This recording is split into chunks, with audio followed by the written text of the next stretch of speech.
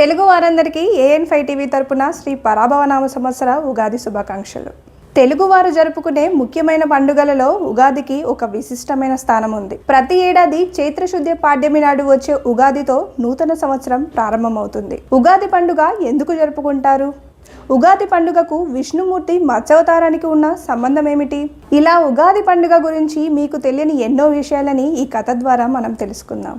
చైత్రమాస శుక్లపక్ష పాడ్యమి రోజున ఆ విధాత ఈ జగత్తును సృష్టించాడని నమ్ముతారు. సోమకుడు వేదాలను తస్కరించిన కారణంగా మత్స్యావతారం ధరించిన విష్ణువు అతడిని సంహరించి వాటిని తిరిగి బ్రహ్మదేవుడికి అప్పగించిన సందర్భంగా ఉగాది ఆచరణలోకి వచ్చిందని పురాణ ప్రతీతి. బ్రహ్మదేవుడు సూర్యోదయ వేళలో ఈ జగత్తును సృష్టించాడని నమ్ముతారు. కాలాగణాన్ని గ్రహ, నక్షత్ర, ఋతు, మాస, వర్షాదికులను బ్రహ్మదేవుడు ఆ రోజు వర్తింపజేస్తాడని నమ్మకం. అంతేకాకుండా వసంత ఋతువు కూడా ఈ రోజు నుంచే ప్రారంభమవుతుంది. అందుకే నూతన జీవితానికి నాందిగా ఉగాది పండుగను జరుపుకుంటారు. శాలివాహనుడు పట్టాభిషక్తుడైన ఈ రోజు ప్రాశస్త్యంలోకి వచ్చిందని మరో గాథ ఉంది. ఉగాది, యుగాది అనే రెండు పదాలు వాడుకలో ఉన్నాయి. ఉగా అంటే నక్షత్ర గమనం. నక్షత్ర గమనానికి ఆది ఉగాది అంటే సృష్టి ఆరంభమైన దినమే ఉగాది. యుగం అనగా ద్వయం లేదా జంట అని అర్థం. ఉత్తరాయణ, దక్షిణాయన ద్వయ సంయుతం యుగం కాగా ఆ యుగానికి ఆది యుగాదిగా మారింది. ఉగాది శబ్దానికి ప్రతిరూపంగా ఉగాదిగా రూపొందింది. ఒక్కో ఏడాదిలో వచ్చే ఉగాదిని ఒక్కో పేరుతో పిలుస్తారు. ఈ ఏడాది అంటే విశ్వావసునామ సంవత్సరం మార్చి 18వ తేదీతో ముగుస్తుంది. మార్చి 19వ తేదీ ఉగాది పండుగ రోజు నుంచి శ్రీ పరాభవనామ సంవత్సరం ప్రారంభమవుతుంది. తెలుగువారే కాకుండా మరాఠీలు కూడా ఈరోజు గుడి పడ్వాగా, తమిళులు పుత్తాండు అనే పేరుతో ఈ పండుగను జరుపుకుంటారు. అలాగే మలయాళీలు విషు అనే పేరుతో, సిక్కులు వైశాఖిగా, బెంగాలీలు పోయిలా బైశాఖ్గా జరుపుకుంటారు.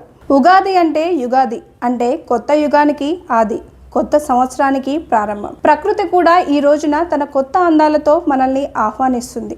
చెట్లన్నీ కొత్త పచ్చని ఆకులతో మెరిసిపోతాయి. వసంత ఋతువు తన అందాలను ప్రపంచానికి చూపించే సమయం ఇదే. ఉగాది పండుగలలో ముఖ్యమైనది షడ్రుచుల సమ్మేళనమైన ఉగాది పచ్చడి.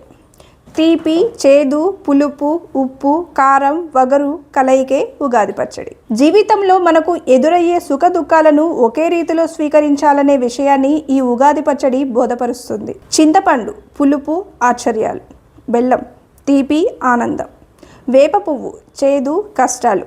మిరపకాయ కారం, ఉత్సాహం. ఉప్పు జీవితానికి సమతుల్యం. ఇక మామిడి ముక్కలు వగరు, కొత్త అనుభవాలు. ఈ 6 రుచులు కలిసి మనకు ఒక సందేశాన్ని చెబుతాయి.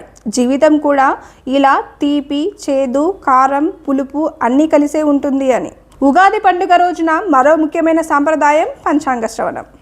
పండితులు ఆ సంవత్సరానికి సంబంధించిన రాశి ఫలాలు, గ్రహస్థితులు, వర్షపాతం, వ్యవసాయం, ఆర్థిక పరిస్థితుల గురించి చెప్పడం జరుగుతుంది.